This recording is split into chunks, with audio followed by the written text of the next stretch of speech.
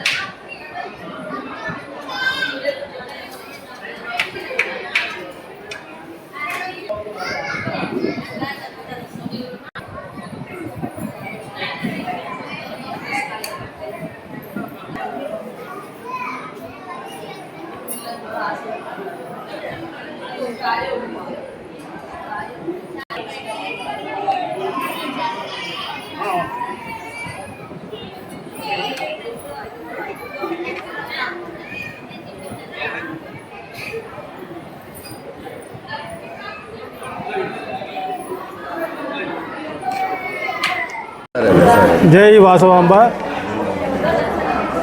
ఎప్పటి మాదిరిగానే గత కొన్ని సంవత్సరాలుగా కన్యకా పరమేశ్వరి దేవస్థానం నందు జరుగుతున్న దసరా ఉత్సవాలు 10 రోజులు చాలా ఘనంగా జరుగుతున్నాయి.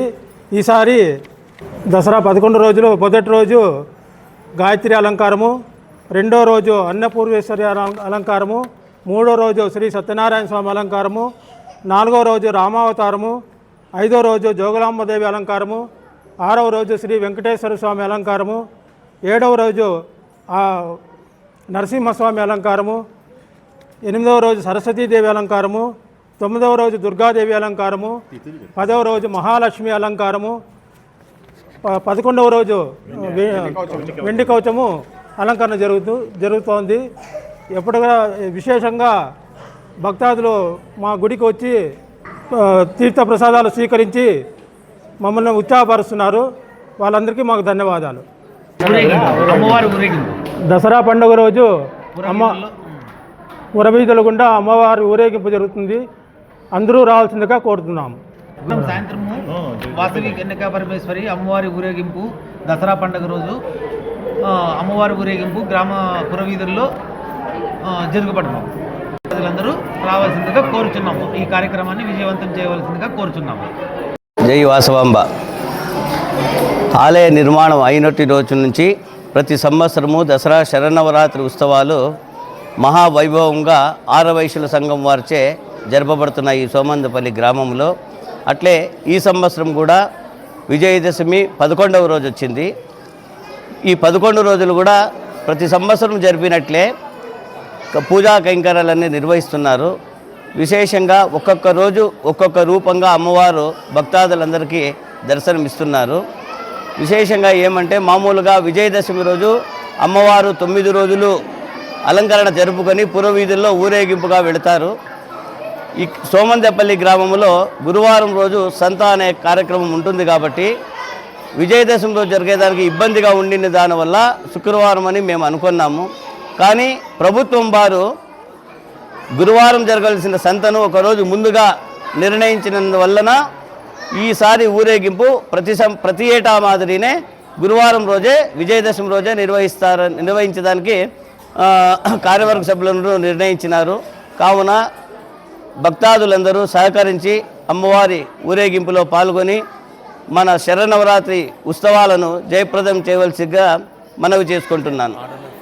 ఈసారి ఏమంటే విశేషంగా స్త్రీ బృందం అంతా కలిసి భజన చేసుకుంటూ నృత్యాలు చేసుకుంటూ అమ్మవారిని పురవీధుల్లో ఊరేగిస్తారు. ఇది ఈ సంవత్సరం కొత్తగా విశేషంగా జరపవాలని నిర్ణయించడమైనది.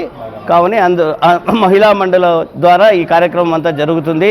పిల్లలు కూడా సపరేట్గా డ్రెస్ కోడ్ అనేది ఏర్పాటు చేసుకొని ఈసారి ఆ డ్రెస్ కోడ్తో అమ్మవారిని ఊరేగింపు జరపవాలని చెప్పి ఈ 2 కొత్త నిర్ణయాలు ఈ సంవత్సరం తీసుకున్న కొత్త నిర్ణయాలు కాబట్టి భక్తాదులందరూ ఈ కార్యక్రమానికి జయప్రదం చేయాల్సిందిగా ఆలయ అర్చకులుగా మనవి చేసుకుంటున్నాను.